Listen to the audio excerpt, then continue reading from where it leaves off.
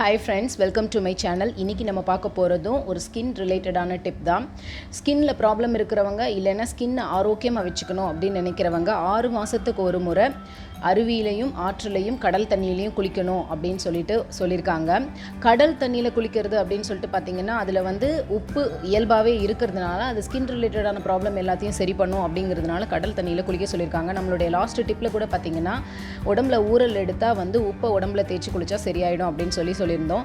So ஸ்கின்னில் என்ன problem இருந்தாலும் அவங்க வந்து கடல் தண்ணியில் குளித்தா அது இயல்பாகவே அதை சரி பண்ணுதுங்கிறதுனால கடல் தண்ணியை ஈஸியாக என்னால் போய் குளிக்க முடியும் அப்படிங்கிறவங்க அடிக்கடி கடல் தண்ணியில் போய் குளிங்க.